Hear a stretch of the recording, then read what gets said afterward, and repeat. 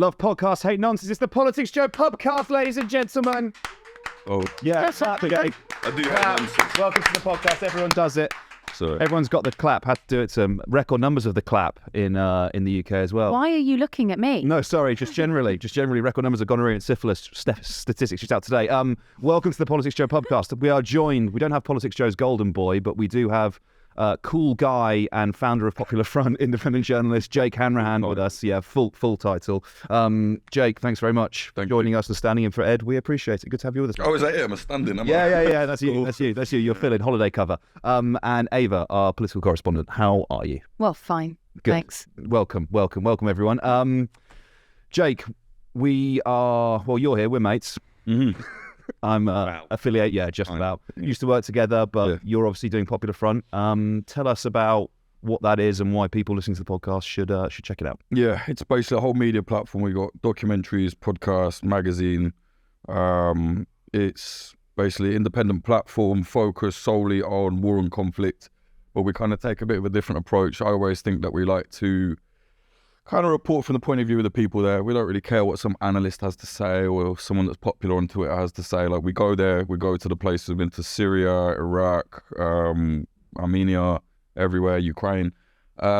And yeah, we make documentaries on a shoestring budget. And entirely grassroots. We don't take any big sponsorships from corporates or anything like that. So yeah, it's going well. Funded by members then? Funded by members through the Patreon. You know, if they go on the Patreon, they get like extra. It's like, you know, better than Netflix, I would say. Yeah. And then like this T-shirt that you're modelling for us. Merchandise sales, believe it or not, we sell enough T-shirts and stuff to actually fund our documentaries and keep things going. So yeah, it's good, man. Yeah, support Popular Front, buy the T-shirts, become a member. It's worth it. Ava, how's it going? What have you been up to? Well, nothing on that, have I? Haven't been to Ukraine recently. No.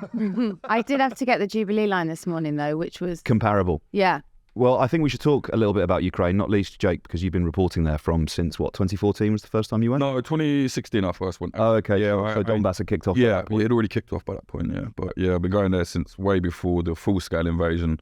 I've been back 3 times since then. Yeah. It's not looking good. I mean, I remember you were there, weren't you, just before Russia invaded? Yeah, so we were about the home defense, was it? Or? Well, we were there and we were making a doc about, is it going to happen? Isn't it going to happen? And we left about 3 days before it actually happened. We didn't actually expect it to happen like that, but it kind of did, like clockwork, which in hindsight, it's like, well, yeah, I guess. But back then it just, I don't know, it didn't seem beyond, you know.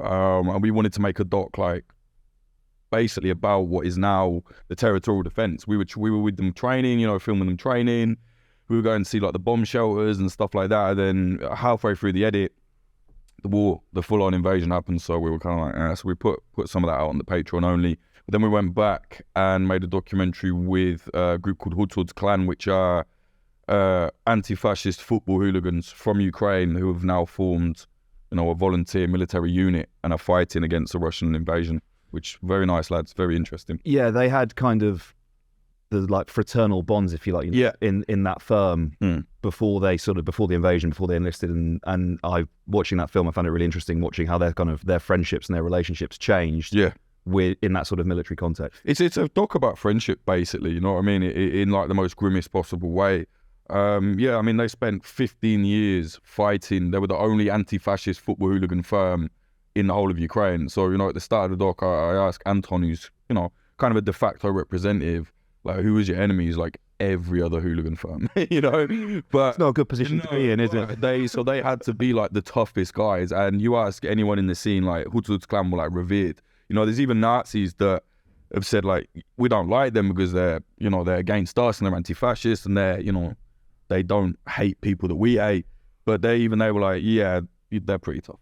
You know what I mean? Like, there's even bang. Yeah, there's even a quote from a hooligan about getting beaten up by them in a really good book by James Montague called 1312 Amongst the Ultras. And the only time like Hutsud's Clan is mentioned is like a fascist moaning that they beat him up. You know what I mean? You know, and then we met them and they're just like the nicest guys. They're very like they're very boisterous, you know, they're hooligans. They don't really, you know, they have all the hooligan stuff, but without the kind of hard right-wing stuff, which is not all hooligans. I mean, there is a big, real anti-fascist hooligan scene across Europe, which has then helped Hutsud's Clan because each scene would move and hang out with each other, and they go on like holiday fights, you know, like.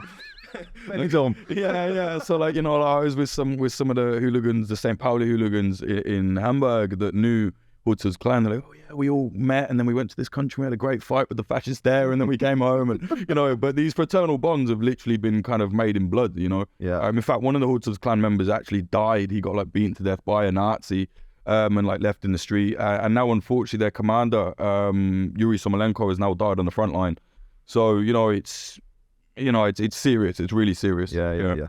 We'll come to talking about the war in a bit more detail, but I do just wonder if this is a good point to talk about sort of young lads and why they do things like that. Like, why do they meet up and fill each other in on the weekend? Like, I just finished reading a book called Among the Thugs by Bill Buford, which was about sort of hooliganism in the 80s and 90s, and it was his sort of main thing about it was like a sense of belonging to something, even though it was a firm that was going around and like ripping, I think it was like Turin, there was United versus Juventus in the 80s, and you know, they'd go and they'd wreck the town, start fights with everyone, basically doing like the most incredibly antisocial stuff, like you name it, they've done it.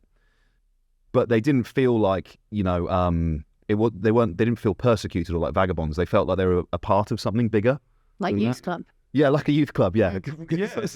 Actually. No, it is a very violent youth club. Yeah, it's like, where are the places that like men are finding that fraternity and friendship? You know, is it what, sports teams? Where else? I think in England now, it's since youth clubs were closed down a lot, it's very hard to find it now, and I think it's very important for young men to be able to have that outlet for their inner aggression without being like laughed at or called gammon or whatever it is that someone on the internet wants to say. But young lads need that, you know. Unfortunately, that's why young lads are going to like parasites like Andrew Tate instead of like joining, you know, a good combat sports gym or something like that, and having that like basically being told like it's okay to be this annoyed and angry at the world. It's not, you're not like, there's nothing wrong with you. It's actually quite normal, I would argue, you know. Isn't that what he's saying though, in some respects? Yeah, but then he's also saying like, that's how you get them in, but then he's like, also women are dirt, which is like, this is just awful. I think that's the thing with people like him. They have the initial part of their message is quite, it's quite compelling. Yeah. Basically like, get fit, lift weights, you know, or if you're a Jordan Peterson fan, like make your bed, which is hard advice. Try on Xanax. Yeah, it's hard for anyone to disagree with, apart from maybe the last bit. And then it then spirals, doesn't it? It then sort of, it starts with the quite banal, like start working out, you know, be respectful to other people, and then it spirals and starts becoming, you know, like you said, be horrible. Basically. Be a horrible bastard, don't respect women, and they hook you with quite inane sounding, friendly, like self-help advice that hasn't really changed since the 1950s, to be honest with you. And then it spirals into that kind of darker, more extreme. But then I think the problem is then the other side will then associate what is undoubtedly a good thing, you know, being a dependable person, being fit, being healthy, and then kind of be like, oh, that's like a right-wing thing. We're like utter nonsense, obviously. But then, so then you just further push them away, I think. So I think, I don't know, it's a real crisis right now. The other thing now, you got like the kind of get the bag culture where like everybody wants to be like Toro crypto kid.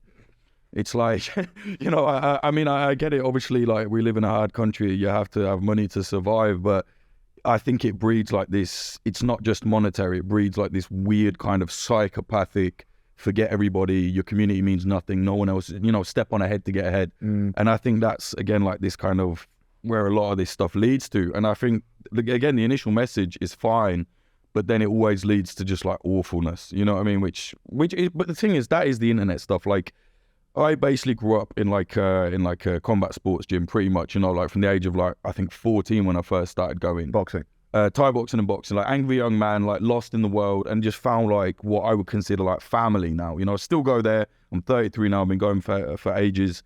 You know, shout out Shire Kings, Kevin, don't know. Yeah. But now like that gave me a really good basis because it was all about respect, but it was also about being like tough, and it was about not just like not a tough man, but like just being, you know, being resilient. And I do think a lot of combat sports gyms do have that still.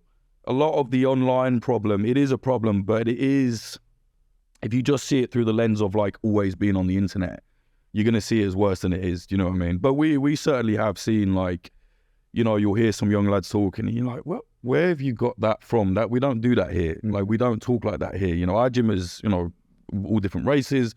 if you're a man, you can spar with a woman will spar with you. There's no, it's all good.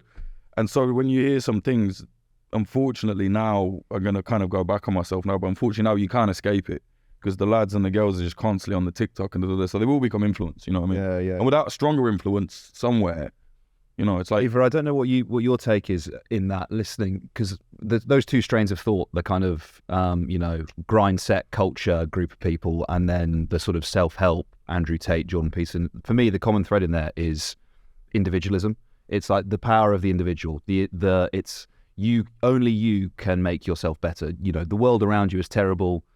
Look after number one. And I feel like it kind of doesn't look at or doesn't pay attention to sort of broader, like, societal context. Or, we were talking about youth centres there, right? We're talking about angry young men, but if you say to that angry young man, you are the reason you're unhappy, only you can fix it, and you remove that context around it, it's not the full picture, is it? It doesn't really inform the whole thing.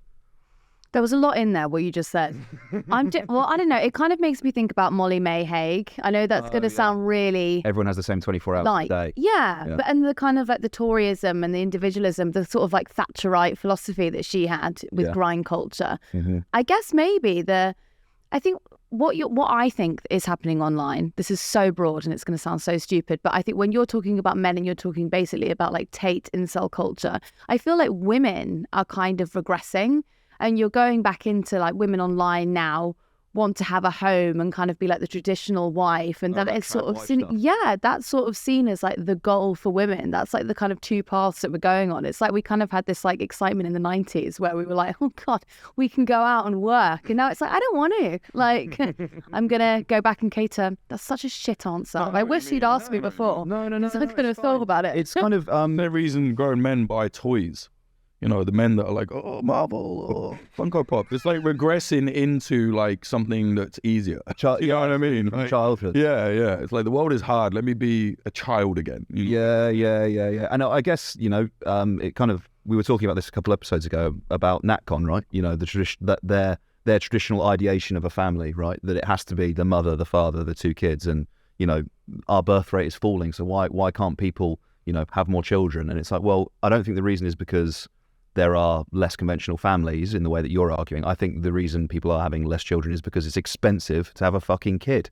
It's like the economic conditions mean that people are less inclined to start families. And if you don't want to address those things, I don't think you're entitled to complain that people aren't having enough children. That reminds me of this mental thing that was said in Hungary. One of the government ministers said that women, if we could ban women from having abortion, we'd have a whole new workforce. Like, absolutely mental. There's some really ropey stuff. He was endorsed by Trump. Trump was like, this guy... He knows what he's talking gets about. Gets it. Yeah. The jester. the top jester. Yeah. Top clown. Clown. Mad. There's some crazy shit coming out of Hungary. That like, conventional family thing is so stupid when you look at it. Like, how many conventional families raise like absolute asshole children or like have problems? Like, if you can look after a kid, why does it matter? Mm-hmm. Oh, two gays had a kid. You're fine. Who cares? Do you know how many people I know who have like who can't even raise their own kids in conventional families? Like, it's so dumb. Like, it's just the soundbite. There's no more depth to it. You know what I mean? Yeah. Also, like all that trad stuff is so cringe and boring. Mm-hmm. It's not in the real world. None of this is really based in the real world. That's what I think. It's like both sides as well. It's like when you look at the kind of like left media, like sort of the left media. It's just like a human centipede. It doesn't feed working class people. It doesn't. I mean. Working class people, do you think it's going, do you know what I need to read? Fully automated luxury communism. Yeah, let me take that down to the boys in Northampton. I'm sure they'll love that and change. Like, do you know what I mean? It feeds it. It's all about feeding itself. It's not about actually catering to anything other than like, here's the club we're in. And that's each camp does it, man. Is that the job of the media though? What, to create its own little... No. What you were saying there about, It is your job if you right. act righteous that you're presenting something to the world, which all these people do, when really they're just creating their own cottage industries, I think. Maybe I'm doing that with Popular Front. Yeah, probably it's just in the self-fulfilling... For war. Yeah, just for war. So let's talk about... But maybe then that goes into vice, right? Oh, yeah, okay. Because maybe then, I mean, is that the problem with new media then? It's only catering to itself. Is that why it ends up eating itself in the end? For a little bit of context, Jake used to work at Vice, so his perspective here is a relevant one. Sorry, mate, go on. I think it's irrelevant. No, so don't fucking listen to what he has to say. No, go on. I think it's when it becomes too hyper-politicized. That's my opinion. You know what I mean? Because people will people will look at something, they might go, oh, that skews a bit this, that skews a bit that way. But generally, if it's not too crazy, they'll accept it. Oh, that's interesting. When you start, shouting your political statements on Piers Morgan and whatever, who cares about that? It's not. It's less. God, I feel very attacked. I mean, seriously, who does that though? Like, imagine if you went into like your average working class community, and were like, guess what I am politically? People would go, fuck off. Yeah, I don't care. Don't care. I'm struggling. I'm doing this. I'm doing that. And there is no, your neighbour that would be cancelled on Twitter for something they've said is probably like a nice person. It's just context is everything. And I just think it's like feeding itself all the time. Do you know what I mean? I just find it very irrelevant. Maybe because I have a different perspective. I live in the Midlands still. Yeah. I live where I grew up, and I see how people are struggling, and they're not turning towards maybe sometimes things they should be. You know what I mean? It's just, I just feel it's not presented to them. But then how do you approach that? Because I don't want to just completely like shit on what you've said, but But you can. You're in it. But, if you look at the media landscape at the moment, if you're, say, like a new media outfit like Joe, or you're like Novara or any Vice, any of that lot, how do you compete with the sort of Murdoch-backed big media that dominates every TV screen in the country? Like, how, unless you are kind of squeezing into those... Well, I'd say like leave London. Yeah. Sure, but if you like push for a yourself... start, who like, that's literally the baseline. Who does it? But then how do you get yourself, like, do you accommodate by pushing yourself into those spaces, or do you just sort of go, do you know what, I'm so much better than that, I'm not even going to bother to infiltrate it? Because the cycle... I think that's such a like self-righteous feeling, and people that you want to hit will immediately pick up on that. Working class people can smell bullshit a mile down the road. If you come with, I'm better than that, they're going to go, fuck off. Like, I don't think that I'm better than someone that reads The Sun. That is so unbelievably snobbish, in my opinion, to do to somebody. The fact that people even have 10 minutes in their day to pick up a paper, I'm surprised. The amount people work. Do you know what I mean? My sister works something like 60 hours a week on an ambulance. She don't have time to do anything. If she picks up The Sun, she won't. But if she did, what am I going to do? Cancel my sister. You know what I mean? Like, you should. I just think you should. We should have a button for that. Self-righteousness needs to take a rest.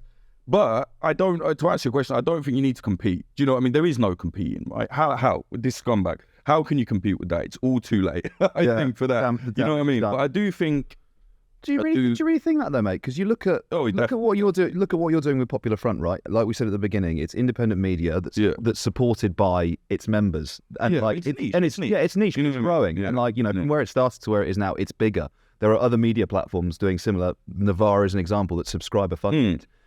The New York Times is absolutely massive, right? And it's because they've got these millions of dollars every month in subscriber revenue. And I'm wondering if there is the start of something there, like a different model that... Oh, yeah. I agree. If it's connected to the people that are consuming it, why you buy that subscriber fund. But, I don't think you're ever going to get to the size of that. It's just the way it's set up. It's like this conglomerate. Do you know what I mean? It's shell companies upon shell companies. I mean, I don't think it's too late to compete on that level. But I definitely think the alternative is interesting. Like Navarra, I don't like Navarra, but I like that they exist, and I don't not like them. I just, sometimes I watch them like, whatever. You know what I mean? But I think it's great that they exist, and I think that, even other outlets that I hate, I'm like, it's kind of good they exist. Do you know what I mean? Because like you said, it creates something. I think that's probably a good thing. But I just think on this scale, like, how the hell are you going to get The Sun? How are you going to beat that? You know what I mean? It's not just the amount they sell, it's ingrained in the culture. You know what I mean? It really is. It's like a staple, and it's very difficult. I also don't think you get to, if you want to be an advocate for like freedom of speech and a free press, I don't think you get to pick and choose which outlets exist and which ones don't. This is what I kind of meant by compete. I meant more if, say, the Times approached you tomorrow and they said, we'd like you to do an op-ed for us, would you turn that down? No, I wouldn't. So I mean, they've stolen my work twice, so they kind of already got the op-ed for free. But But what did they do? Stole 2 of our photos and just have never paid us, even though they said they would. Yeah. Well, you invoiced them and didn't come through. Yeah. So the Times, on site, like the Sun as well. But we would. Like, that's the thing. We don't see like mainstream media. Like, that's not an enemy. I think. That's what I was getting at. Right. Yeah. I think if that's what you're getting, I'll probably agree with you. Like, I think we need to kind of work like on the inside almost, you know what I mean? But if we can say like, hey, we're doing this thing, Let's collaborate, not sell our soul, not buy us out. Let's collaborate with them. I think the two can work together. And through that, then there's an even bigger alternative, I think. But that is kind of on the onus for the big people to do it, you know, and they are doing it. You know, we've had people come to us and, oh, can you do this for us? Can you do that? Yeah, cool. But I really think that should happen a lot more. Do you know what I mean? Like, I would watch, like, I don't know, like let's take this, for example. I would watch this, say Channel 4 came to us and said, all right, let's do podcast, but let's do it as a show. And then we'll do a segment in the middle where it's a da-da-da. You know, that'd be perfect, right? Like, you could do it. The problem is, I think the big people just leech and just steal the ideas often. They go, that's good, we need a version of it. It's like, but it's also commercial responsibility, right? So if you go to Channel 4, you've got advertisers, so it wouldn't be able to go on there and just talk about HSBC or Shell openly. You've got, because they've got the commercial obligations. As someone who did work at a radio station where there was those obligations and you couldn't put certain news stories in your programming. I mean, that's so crazy. It's nuts, It's yeah. It's insane. Because you're potentially... Be like, I'd have to have like a strict, you know, remit. I always think that when people say, oh, why has this billionaire, why has this landed gent bought a newspaper or bought a TV station? Like, they make no money. And it's like, it's not because they don't want them to make fucking money. They want them for influence. It's because that, even in like a non-specifically explicit way of censoring something, like you were saying that, like, sorry, not like you were saying there, the opposite of what you were saying, they're saying, you know, you can't do this story because I own shares in that company. It's more nefarious than that. You kind of, it trickles down where, let's say a regular producer knows that because of certain commercial relationships, they won't try and pitch a story about a certain corporation because they already know that it will get nixed before it makes its way to broadcast. It's like an oligarchy kind of concept. It's like, you know, it's crazy, man. Should we talk a little bit about Ukraine rather than bitching about the media? I'm pretty good at that. Yeah. Me too. Me too. Jake, there's a lot of chat sort of in the mainstream media, I guess, broadcast throughout this like spring, summer counteroffensive from the Ukrainians. Yeah. Sort of, what's the situation in Ukraine at the moment? What's happening for people who aren't sort of conflict like you are? It's a tricky one really, because Bakhmut fell, like, which was a pretty strategic city in terms of how many people were fighting for it. But the Ukrainians have now, I think as of today, have like launched a counteroffensive for it. I think they took some ground, lost some ground. But then Russia has just bombed this dam that you were talking about earlier, which, you know, it's war, that happens. There are no real rules, but like, I don't know. I think it's going to get even more brutal than it has been. Like, Russia has been massacring, raping, like destroying towns. Like, you think, how can it get more brutal? Things like that. You know, if you start like destroying infrastructure like that, people can't drink, they can't live. There was a thing, I know it sounds weird, like it's not maybe in context, but it shows how sad it was. The Ukrainians put out a thing today saying, don't chain your dogs and cats or whatever up, because they'll drown. Like, it's that bad, you know what I mean? Like, it's just like washing out areas. So I think a lot of that's going to happen, more like destroying electricity towers, which we've already seen. But my feeling is that's going to happen a little bit more. But Russia are in trouble. Like, I mean, it's crazy that they're at the state they're at. And also they're now having like infighting, you know, between their weird little group. Yeah, I saw like Wagner Group have like kidnapped some Russian commander or something, which is pretty crazy. Yeah, they're meant to be, they're meant to be getting paid by Putin, right? Yeah. But you never know what's a show over there. You know what I mean? It's tricky, man. It's built into their like system the way they do it. It's I don't know. There's a great book called, I think it's called Nothing is Real and Everything is Possible, and it's about, there was a guy that worked, he was like British Russian. He worked as a producer in reality TV shows in Russia, like in the 2000s when that was massive. And it gives you a good insight into how, like, I don't know, there's a lot of stage shows, a lot of tricks, and people are just so used to it. They're like, whatever, you know what I mean? So things that we might be like, whoa, that's real. It's like everyone else knows it's not. You know what I mean? I don't know if that's what's happening there, but I do think people are jumping on things a little bit too quickly. You got to look at, like, it's a completely different culture, completely different place. You know, even from Ukraine, obviously, it's different. So, but we'll see, man. We'll see. I mean, I hope that, like, all of this doesn't just fizzle into nothing, because there is a worry now, like hearing from Ukrainians, like things are slowing down, support is slowing down. You get these idiots on the internet like, we've sent billions. Why? Yeah, war costs a lot of money. Do you know what I mean? Like, it's a big business. What do you think? Yeah. So there is that, and it's one of these things, not to say that like, oh yeah, war is great or whatever. This country was invaded. The kids are being killed. So obviously they've got to resist it. You know what I mean? What do you think about Ben Wallace, if you ever think about him? I don't. But well, you don't read the analysts, as you said, but like, The Times writes a lot about so Defence Sec, who's been funding and pushing for more funding for what we're providing Ukraine. I mean, over this question is redundant because you don't know who he is. Yeah, sorry. So He's also trying to become the next General Secretary of NATO, isn't he? yeah. I think is he like trying to be like, he's a bit of a big noise in the media? He's quite Sort of balding, has got like a monk's haircut. Every analyst going. Yeah, he's down No. He's Defence Secretary and he's in government. He's a politician. So yeah. Tory politician. Yeah, I mean, He's sort of billed as like he's going to take over the Conservative Party because of like how he's handled the Ukrainian war. Okay, better question. How have we handled it then from your perspective?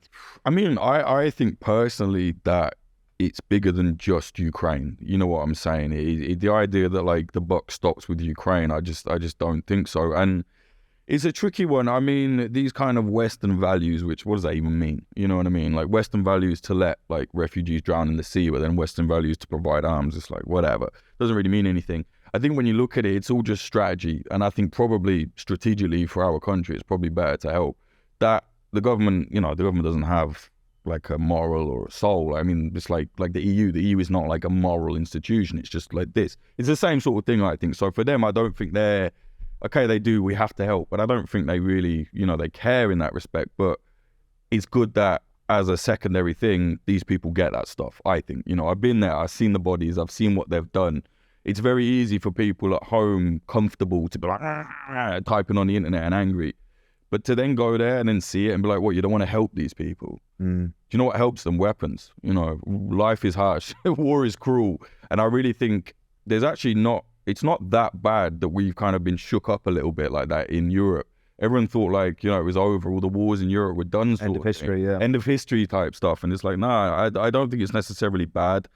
But again, it's like, it comes down to like, right, we got money for war, but like the NHS is destroyed. You know what I mean? I get it. But who knows what will happen if then that war gets took over, and then who knows what even worse position we might be in later on. You know what I'm saying? But certainly I stand with like Ukraine. I think, any country that is invaded like that. I mean, it's ironic that now Britain helps a country that is invaded after doing the invaded for so long. But, it's a start, you know what I'm saying? So, and it is a start. I interviewed a Ukrainian historian called Seán Hickey a couple of weeks ago, and he described the war as, it's not his like concept, but he described it as the first good war since the Second World War. And he didn't mean that in a sense of, the horror and the devastation is a good thing. He meant it's good as in there's really clearly defined aggressor, defender, and that for the first, he posited that it was the first conflict since the Second World War. There was like a very clear sort of bad guy. I think that's insane to say. Really? It's completely outrageous thing to say. Go on. America invading Iraq. Yeah. I mean, okay, I get it. Maybe because, Saddam Hussein was like drilling people's knees in for like looking gas in the Kurds. Yeah, I get that. Maybe that is a bad example, but Ukraine wasn't all sunshine and roses before the invasion. I think that's an outrageous thing to say, and I think it's an outrageous thing to look at it that way. That said, he's also kind of right. It's like Putin. You get all these like on internet communists that say, well, actually, it's because of NATO. NATO were getting closer. Putin has said on record, I don't recognize Ukraine ever existed, and I want to wipe it out. Literally, and then you show that to them, they're like, no, like he is saying why he's doing this. It's like 101 imperialism. I want to take over. I want to kill everybody, and that's going to be my land. You know what I mean? So yeah, it's very clear cut. He subscribes to that old school imperial ideology, greater Russia. Interested in USSR. I mean, he doesn't even care. But if part for figureheads, you know what I mean? I mean, I've been to the Donbass, I've been to Donetsk. The idea that it's a leftist utopia, it's crazy out there. The first thing they asked me, they were like, how do you live in gay Europa? I was like, what the hell is gay Europa? They're like, everyone there is gay. How do you deal with it? And I was like, how do you know the progressive leftist utopia? Like, it's crazy out there. It's a fiefdom. But that said, like, okay, well, ISIS. I think ISIS were like pretty definitely the bad guys. Yeah. It's a bit of a dumb thing to say. You know what I mean? Like there was no like. I'm just imagining like a spectrum, like good at one side, bad at the other, and us being like, where did ISIS sit on this? Yeah. You should get him back. Who? Get him back, whoever you interviewed. Get him. To drop him a message. Sure he's making like probably quite a valid point. Yeah, no, he was. You're not. I know you're not arguing with him. No, I'm not arguing with him, but it's Ollie's just like grossly reinterpreted like this thing. So what I've done is I've read your book and I've surmised it in this sentence. Yeah. So I think you can't look at war like that. It's why I hate this kind of gamification of it as well on Twitter. The kind of NAFO football. It's like a football match. One side good, one side bad. Obviously, like, things can be that simplified, but it never is that simple. And the thing is, people on the ground don't talk like that. Yeah. They really don't. They're not like, yeah, blood and heads bust open. They're not. They're really not. So it's weird then for someone at home with no real attachment other than, like, they've got swept up in, you know, the hysteria of it online, that they then, you know, push for it. Or then the other side does the same thing, you know, Z-head. Well, I'm quite interested in that because, you know, you've been there, right? Like you said earlier, you've seen the bodies. But other people, like, can as well. I mean, it turns up in my Twitter feed, like fucking, particularly since Daddy Elon got involved. Like the amount of videos I get from the Ukrainian front line popping up in my timeline that are like graphically violent. You know, you don't need to put your head in the sand, you know, to try and get away from this stuff. It will find you. Yeah, we'll find it. And it surprises me that you can be exposed to that kind of content. It's not even like you know, look at like the Daily Mail or the Telegraph. They literally put up like videos from the front line, like GoPros that the soldiers are wearing for like the trench warfare. So it's like the average person can see the horrors of war. Like they can see it, and it might not be graphically bloody and violent, but they'll see it. Did it feel good to you? No, it felt fucking horrible. Right. I not a good war then. No, yeah, definitely not a good war. No, mate. No, I always try and avoid stuff. Whenever stuff like that turns up online, I try not to look at it because I've seen gore before. I don't want to see it again. Once you've seen it once, you've seen it a million times, right? But I don't know. Sometimes you just think it's something else, and then all of a sudden someone gets blown to pieces, and it's then you're like, fucking great. I've just watched a man blown to a million bits. You see that, and I don't understand how you can kind of take on like the gleeful, like you said, either Z-heads or people who are just sort of, you know, relentlessly cheering on sort of Ukrainian military victories without really pausing to think about the fact that like tens, hundreds, thousands of people have died in the process, and it just feels a bit it's like a luxury almost. If you're that far removed from it, you don't have to reconcile with the horrors of it. I think it's good to have to see the horrors, but in context. Like Don McCullin said something like, oh, you know, if you're living in peace, you should be shocked on a Sunday eating your cornflakes to realise how bad things are for other people. But the context has been removed. That's the weird thing, you know. I've kind of gone back on this because I used to think, no, you have to see what it's like, because if our money is going there or we're going to be sending this, whatever, you kind of have to, the public should be aware whether it's good or not. And also then kind of make you aware of how good freedom actually is, or freedom, whatever. But then the context is removed, you know. I saw some people cheering on. There was a young lad like lying in a trench praying to God as the drones dropped on him, and people were like, ha, he's a fucking Russian orc, he's dying. Like the sickest stuff, you know. And then it turned out the guy was actually a Ukrainian. They got it wrong. And then everyone was like, oh no, stop sharing this now.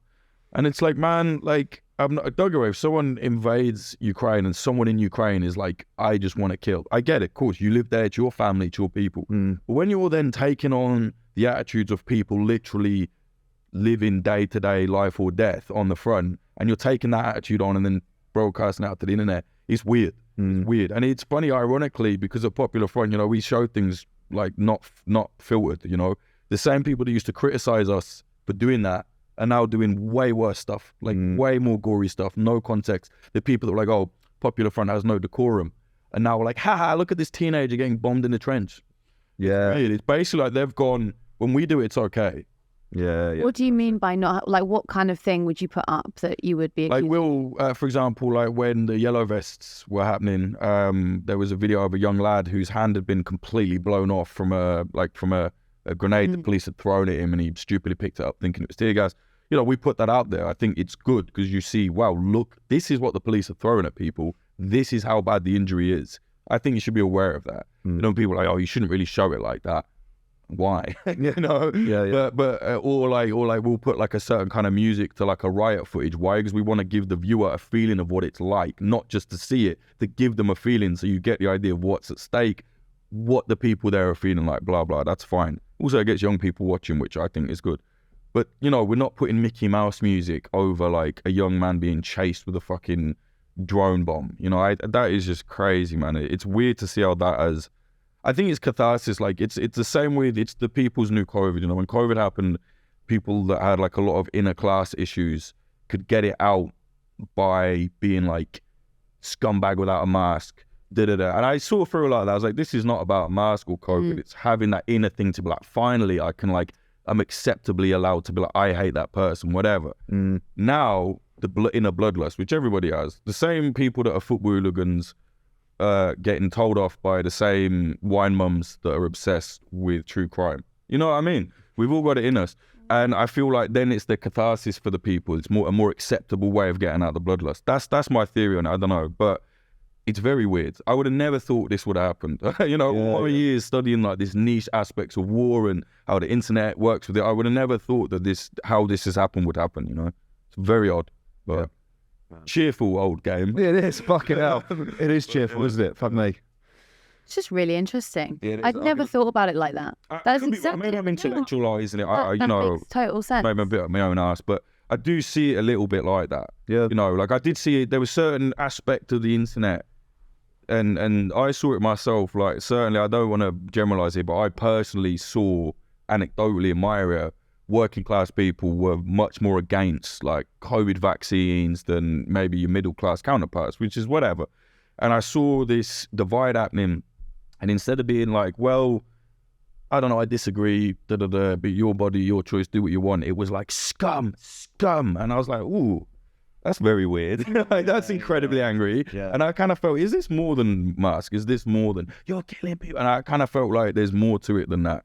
Maybe not. Yeah, it's like the MMR. Do you remember that? Like when they put... Is there a similar thing? Yeah, well, they made it a combined vaccine, and then that's what everyone got for free. Right. And then so working class people were like, I'm not sure about this because this is a new vaccine. It's not been tested. Completely normal thing to say. Yeah. And then all the upper middle class people who were getting it done privately, which was still 3 separate shots, were like, you're going to give mumps. You're going to create a new pandemic. Like it was a whole... So they were getting the same one privately. Yeah. And having to go at the people that were a little bit skeptical. Who were having the combined one. Yeah. And you know who had it separately was Tony Blair's kids. Oh, of course. And then Tony Blair was out there being like proletariats, get your medicine. You unwashed bastards. Take your fucking medicine. Yeah. Take your fucking medicine. Jake, I want to pick up something you mentioned in a couple of answers ago. You were talking about freedom and our perception. So cringe. Yeah. Was I really? You were, yeah. But you were talking about it in the context of, whether or not it's present, for the people in Russia versus our perceptions of how we live here in Britain. And I just wondered your views on kind of, you're aware of the international context of other authoritarian regimes, of dictatorships, and people who have perhaps a slightly more British-centric conception of the world aren't afforded that comparison between the two. And I wondered your sort of take on the creeping authoritarianism, shall we call it, in British society, which I think is quite in plain sight. But I agree. Yes, something I've been really actually for the first time in a while, like actually worried about, like genuinely worried, like. All this lot of nonsense online, this is happening, that is like, be over in a week. This is real, Police crime sentencing in courts bill is beyond, it's incredible. And I think we have this feeling of, oh, we're the good guys or whatever, or we're free. We can, people that are free to call a politician a cockwomble on Twitter think that they're free because they can do just that. But then Republic protesters get arrested at the start of the royal, whatever it was. What was it? The coronation. I mean, at the weekend, right? The police kicked down the doors of like 19 protesters in Surrey because they were going to disrupt the Epsom Derby. The Epsom Derby. Yeah, Animal Rebellion. It was. Yeah. They haven't actually done a protest, right? They're planning to, and that's enough for the police to smash their doors in and arrest them. Vanilla Sky. Incitement to protest. It's exactly the same. Yeah, let's go. How is that a law? How is that a thing, right? Incitement to protest. Isn't that like? Didn't we literally have 2 world wars and die for like rights for that? Like political rights to be able to like protest. And I don't like Extinction Rebellion, for example. I think not very good, useless, very, very whitewashing of history. If you look at the way they cover the poll tax riots without covering the riot. No joke in their literature. Very funny. But they have the right to do it. And I don't think they should be grabbed up and thrown out or whatever and grabbed anywhere. And now, literally, because of the police crime sentencing and courts bill, they can be arrested if they make the noise too loud. That's what people don't realise. Within that thing, I read the whole thing within it, there's a thing that says if this protest, even if it's one person, is too loud, it's like general annoyance. Yeah, is that the wording of it? But there's no measure. It doesn't say. So if you have thing like, you should have a remit of it's 2 decibels, it's 3 decibels, right? There's nothing. It's up to the police discretion. You can whisper and the policeman will be like, it's too loud for me. And you go. Isn't that all policing though? All policing is subjective like that, really, isn't it? I guess maybe, but when it's regarding protest, I think it's particular. I think the point is it has the potential to be abused, right? I've just seen it. But like but like all policing. If we're going to talk about or think about sort of this British government and sort of increasing authoritarianism, you look at things like the Police Crime Sentencing Courts Bill. How do you think our political rights and the situation in Britain kind of stacks up then compared to, let's say, I don't know, European countries? You were in France recently, right? Yeah, I mean, France is particularly brutal in terms of like what it can get away with in its policing, but even they don't have rules like this. You know, like the Police Crime Sentencing and Courts Bill is just crazy. I mean, it really is mad. Like it is mad, and the thing is, people got sleptwalked into it because, well, there's a whole history of like basically numbing people down, dumbing them down. But people basically went, I like the coronation, so therefore it's good that these people were then arrested for trying to disrupt it. Like that is such a dangerous precedent. And it's the same thing you get in places like Turkey. You know, the irony is that Britain were like, oh, look how authoritarian that is over there. It's like, what do you think the Police Crime Sentencing and Courts Bill is? You know, like it is ridiculous. And it's just going down and down. I think there's like a slope as well, like it's getting bad. And the thing is, no one really cares. You know, we don't have the kind of collective consciousness anymore to be like, hey, this is bad. Like I was at some of the Bristol protests against the Police Crime Sentencing Courts Bill, and there were people in the road being like, get a job. It's like, mate, like, are you mad? Like, what if something happens that you don't like? You know, it's like, I remember my granddad used to say, so that like idea of like, oh, well, if you're not doing anything wrong, who cares? Like, it's so dumb, because on Monday, what you were doing that was right, a law can be changed, and on Tuesday it can be wrong, and then you're in bother. You know what I mean? Ava, it's not just political rights like that, is it? It's trade union rights. It's broader democratic. Well, that's a different bill, though, isn't it? That's the anti-strike legislation, and that's supposed to be because we're apparently really tired of people asking for more money, and the whole country is so furious with it. We're actually going to make a law against it. How did we get to that point where like unions are not seen as like this great thing anymore? Like, how did that happen? Like, you know what I mean?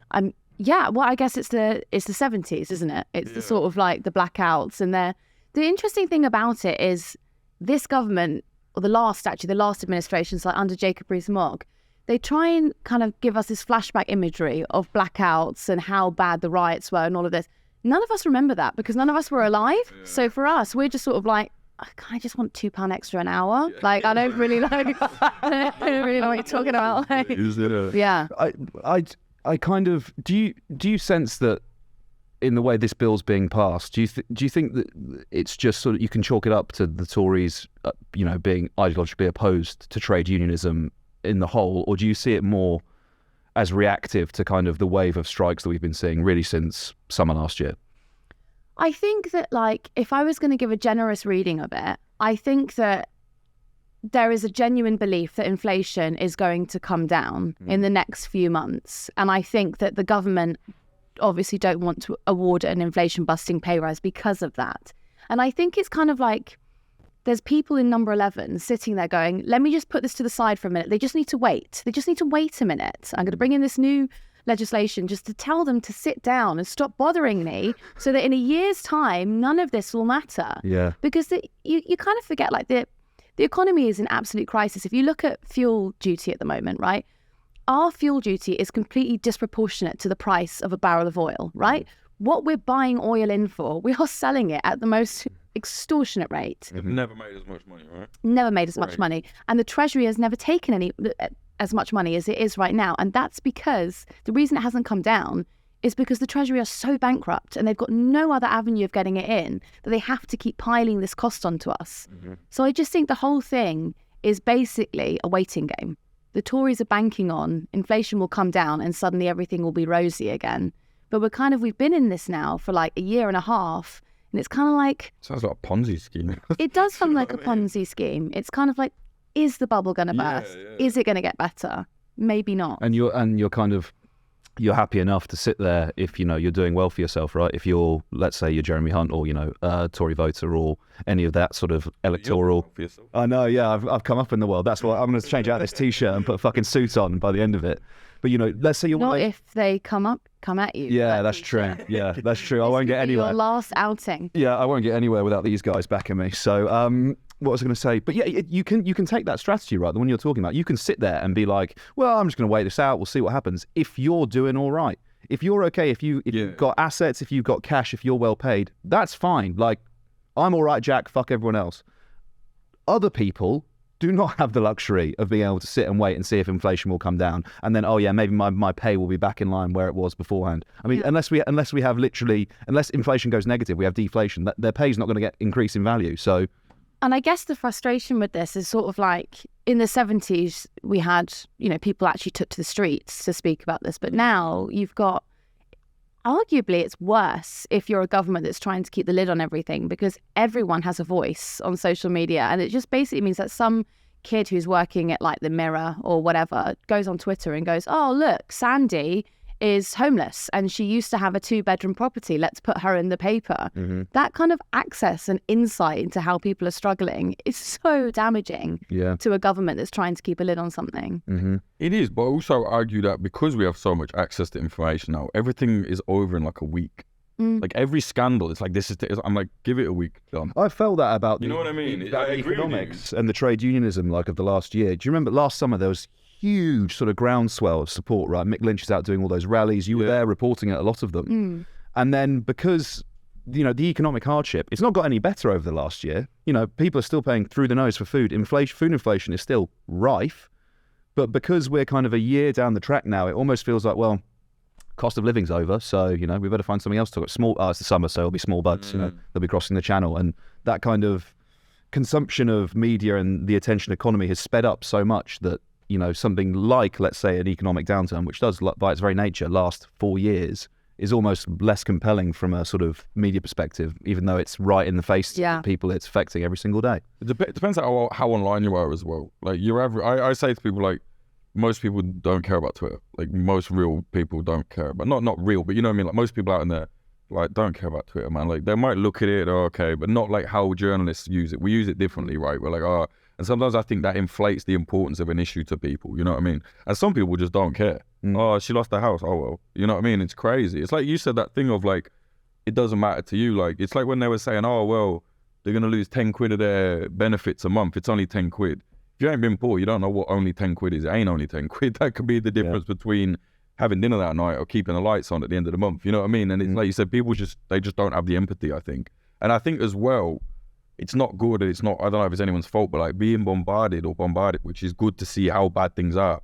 People just kind of go blind. They're just like, I've had enough. Do you know what I mean? They get like empathy fatigue or something. I don't know.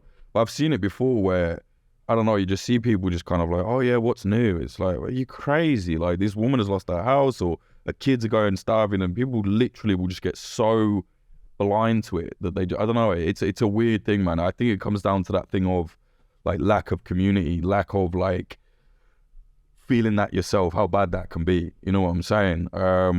But yeah. I think there is more empathy now. That's a really broad statement. I feel people are more empathetic because people are realizing they're actually one of the many who are on the breadline in a way that they could have never conceived of being before.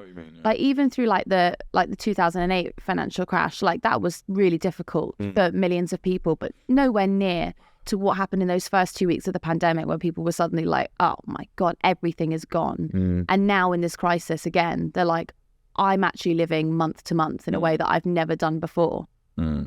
Yeah, that's true. But then also as well, is that empathy though, actually? Or is that just sort of like, it's direct, is that like self-interest almost? Yeah, because then it's like, no, they can empathize because they felt it, right? Yeah, they know how bad it is. Yeah. But then there is also a lot of people that act empathetic as well. That's a thing, you know what I mean? Maybe not with this context, but there are people that, oh, that's really bad, you should buy my book and listen to the podcast.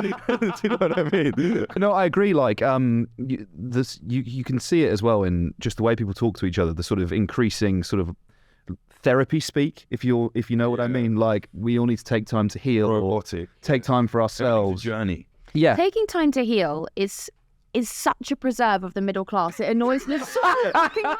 I've got work to do. I'm just trying to imagine the moment, like maybe when like I was at school, my mum was working 2 jobs, and like pick me up. And I'd be like, Mum, you used to pick me up from school at 7 o'clock, all right, for the 4th day in a row. You know, she used to put me on these sports classes, even on shit at sport. She was like, it's childcare. Yeah, exactly. She turned up really tired and I went, Mum, have you considered a bath?